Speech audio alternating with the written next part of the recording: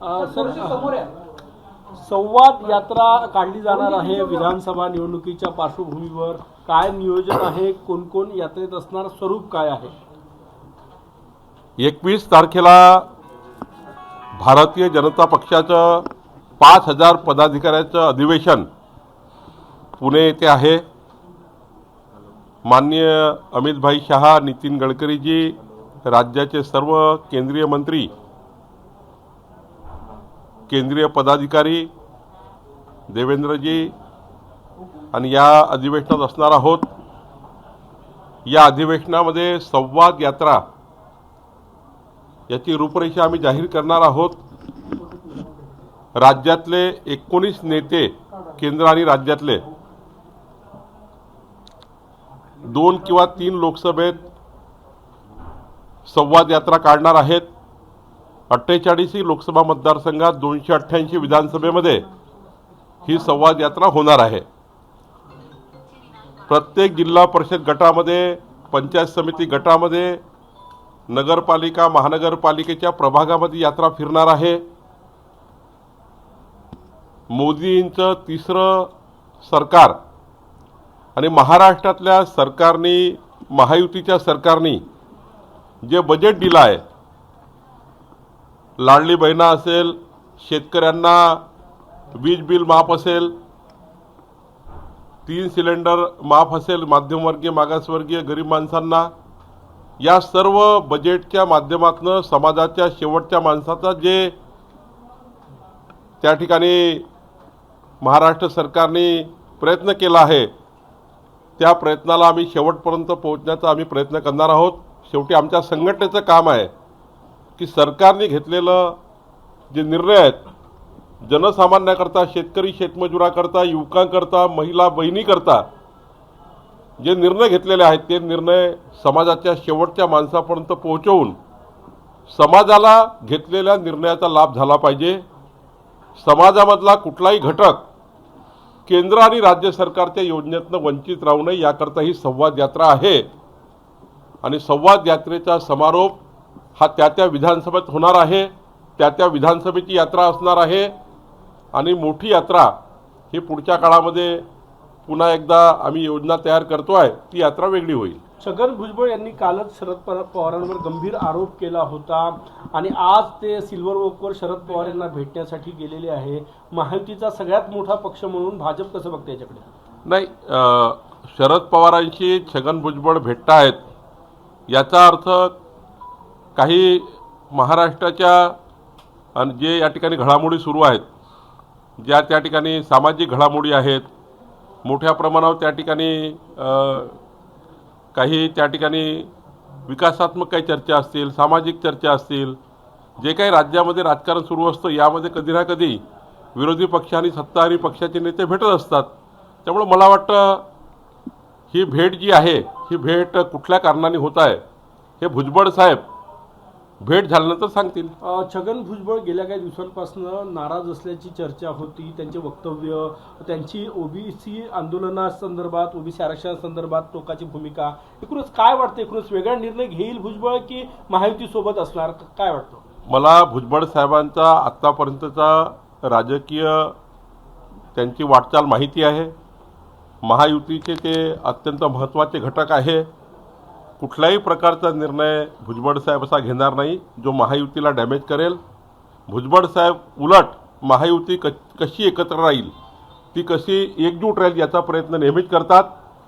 आणि मला असं वाटतं की शेवटी शरद पवार साहेबांना भेटणं यामध्ये काही, आम्ही अनेक वेळा भेटलो आहे शरद पवार साहेबांना, त्यामुळं काही असे विषय असतात की वरिष्ठाचं मार्गदर्शन राज्याकरता घ्यावं लागतं।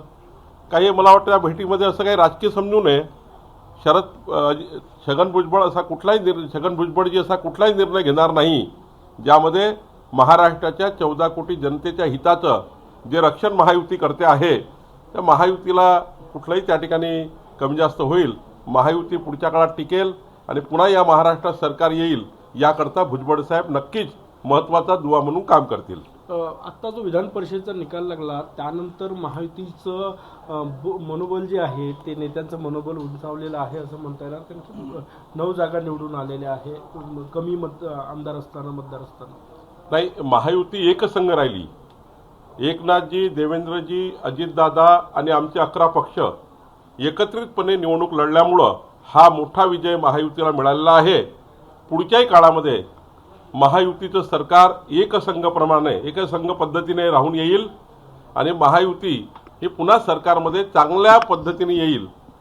आता किती सीट येतील काय येतील तर हे भविष्यकर्ते सांगतात आहे. काही सर्वे येत आहे, काही कुणी सांगतात आहे.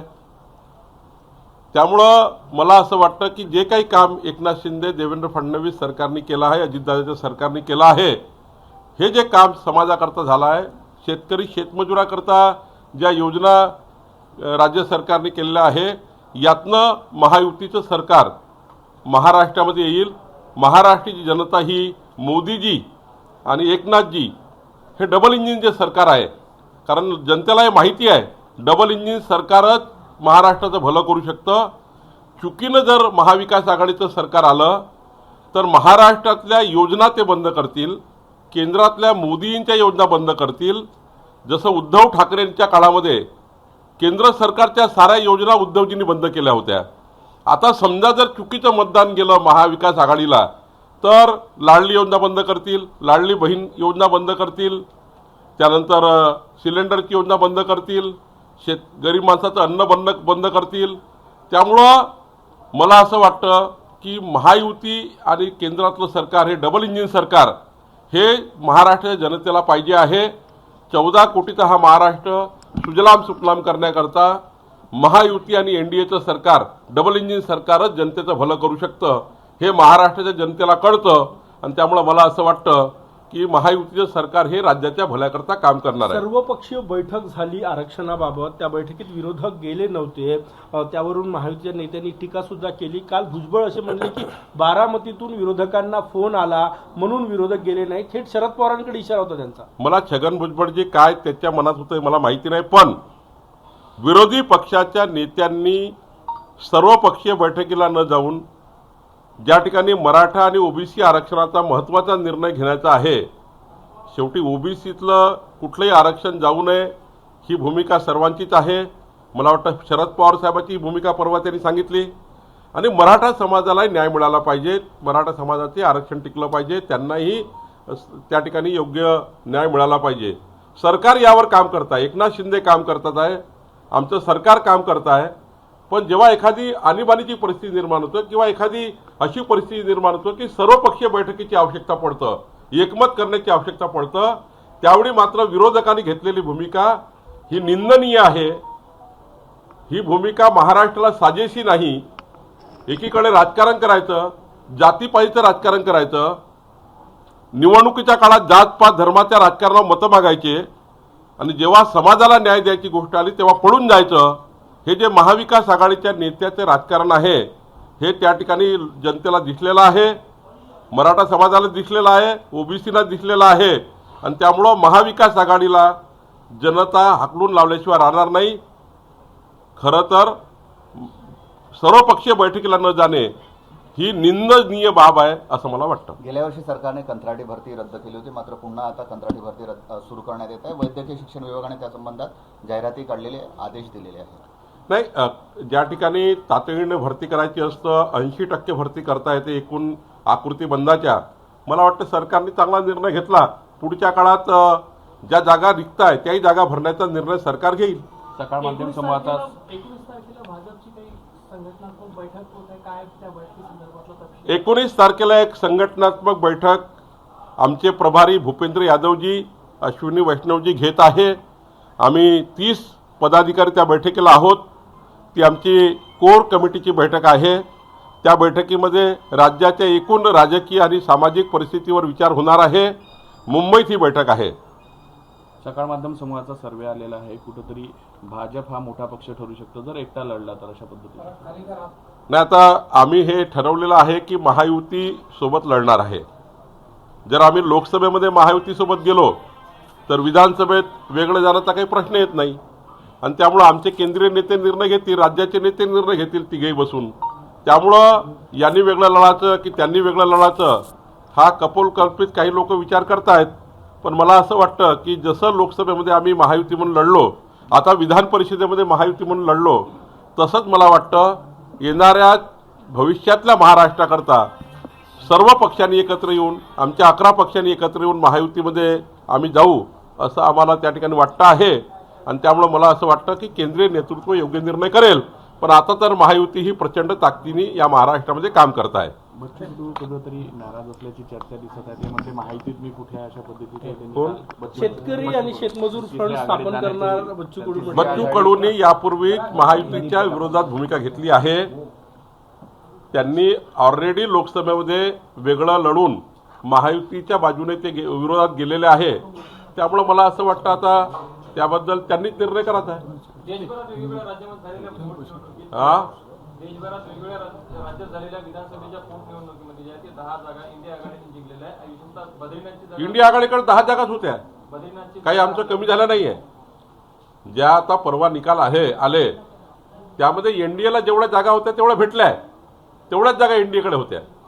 इंडिया आघाडीकडे तेवढ्या जागा होत्या. त्यामुळे जागेत काही कमी जास्त झालं नाही. वाढायला पाहिजे होत्या का वाढायला पाहिजे होत्या, पण त्यामध्ये जेवढ्या जागा आमच्या होत्या तेवढ्या भेटल्या. एबीपी माझा, उघडा डोळे बघा नीट.